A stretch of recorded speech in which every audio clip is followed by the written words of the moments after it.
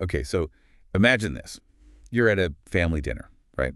But instead of like the usual, jokes and stories and all that, you're trying to figure out all these unspoken rules, Mm. expectations. It's like walking on eggshells. Hmm. And that's the reality for more and more families these days. It's a whole different ball game when love crosses borders, and that's what we're diving into today. Yeah, it's really interesting, actually. This whole idea of cross-cultural family dynamics, I mean, Yeah. where do you even start? Right. It's like different cultures, different customs, obviously, but it goes way deeper than that, right? Absolutely. Even just the word family, it can mean totally different things depending on where you come Oh, from. we for sure. Like, we often think of that nuclear family, Uh, parents, kids, yeah, the classic. which is super common here in the West, of course. But then you've got cultures where it's all about the extended family. Totally. Grandparents, aunts, uncles, cousins, like everyone's in the mix. Right. And they all have a say, which changes the whole family dynamic. Oh, big time. It's not just mom and dad calling the shots anymore. Exactly. It reminds me of, like in some cultures, needing your grandma's okay before you even propose. Oh, yeah. In Thailand, for instance. Or think about like Indian families where you've got generations living under one roof. Whoa. That's a lot of cooks in the kitchen. It is. And it's all about navigating those hierarchies, those traditions. It's a whole different world. It's like trying to fit puzzle pieces from totally different puzzles together. That's a great way to put it. You can force it, but it's not going to be pretty. And speaking of complicated, let's talk about romantic relationships in all of this. Talk about a minefield. It's true. Cultures have such different ideas about what role family should play in romantic relationships. Oh yeah, for sure. I mean, arranged marriages are still a thing in many parts of the world. It's wild to think about, right? Like our whole idea of love and choice gets flipped on its head, Absolutely. In those cultures, it's less about individual feelings and more about family legacy, social standing. It's a whole different ballgame. for sure.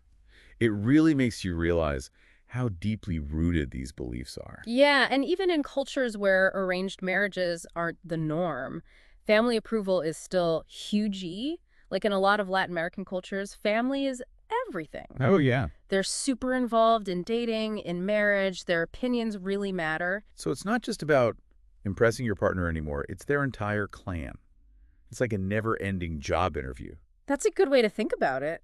How do couples even begin to handle all of that? It's a dance, for sure, a Hmm. delicate one. And that's where things can get tricky. You're basically taking two families, each with their own traditions and values and ways of talking to each other. Right, like their own recipe. Yeah. And trying to blend them all together. Sometimes it works out beautifully, but sometimes, well, Sometimes you add a little too much spice. exactly. And that's when you get those clashes. One big one is parenting styles. Yeah. Like imagine one family where the kids are raised to be super independent. Right. They can travel alone, that kind of thing. Yeah. And then the other family is all about those close-knit ties. Kids are living at home till, like, their 20s. Wow, that's a big difference. I can see how that would be interesting to navigate. Totally. Even just visiting each other's families could be a culture shock. Oh, yeah. For And it's not just parenting either, right?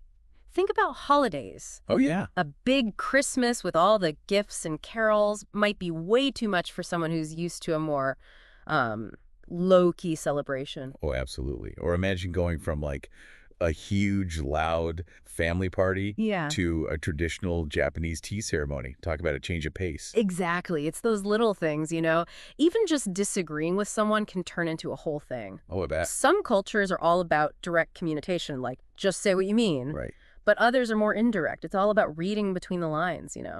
That reminds me of this one time, a friend of mine, let's just say he learned the hard way Yeah. that being direct with his in-laws was not the way to go. It was a Uh, whole big misunderstanding. Right. Yeah, it's like even when everyone speaks the same language, there are all those other layers of communication. Totally. Tone of voice, body language, even just like pausing at the wrong time can mean something completely different. Oh, for sure. And then throw in an actual language barrier on top of all that. Oh, yeah. Trying to have a serious conversation through a translation app that's next level. It takes a lot of patience, that's for sure. And empathy, being willing to work through those communication bumps in the road. Absolutely. And it's not just on the couple either, right? Both families have to be open to bridging that gap. Which brings us to, I think, a really important part of all of this. Acceptance and integration. Yeah.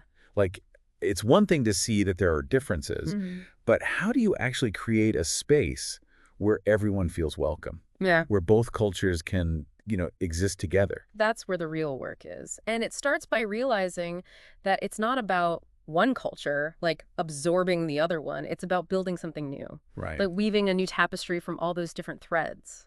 I love that analogy. But it's not always easy, right? Yeah. What can couples actually do to build that kind of foundation? Well, communication is key. And I don't just mean talking, I mean really listening. Trying to understand where your partner is coming from culturally and being open to sharing your own experiences, even the tough stuff. So, like, having those maybe a little awkward conversations early on about expectations, traditions, potential problems, better get those out in the open. Exactly. It's way better to deal with those things head on than to let them simmer and potentially explode later down the line. And speaking of dealing with things head on, Boundaries. Yeah, that's a whole other can of worms, isn't it? Especially with families who are, used to being really involved. How do you balance those different ideas about like independence and family without, stepping on toes? it's a tough one. Imagine, for instance, one partner's family. They're all about that close proximity, like living in the same house or at least, on the same block. Right. And the other partner's family, they're all about striking out on your own, moving away for work, that sort of thing. Big difference. Huge. One family's thinking, why would you ever leave?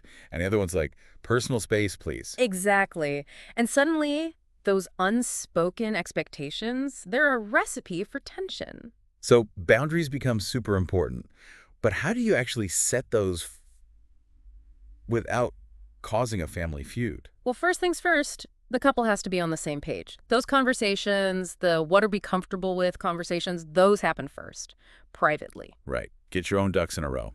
Exactly. You have to understand where you both are coming from culturally and find that compromise. Then and only then you approach the families. Yeah, I'm guessing tone is everything, right? Absolutely. It's not about you're doing it wrong. It's more like, hey, in my culture, we tend to, you know. Yeah, building a bridge, not a wall. Exactly. And that goes for everything. Holidays, traditions, how you celebrate big events. It's about finding ways to honor both cultures, to blend them into this new family you're creating. It's about that common ground, right? Finding those shared values. That's what connects us, even when our backgrounds are different. I couldn't agree more. And it's not just for couples in cross-cultural relationships, it's for all of us. Absolutely. Approaching everything with a little curiosity, a little openness. That's how we learn and grow. Exactly. Our differences, they don't have to be scary. They can be what make life interesting. So well said. Well, folks, that's our deep dive for today.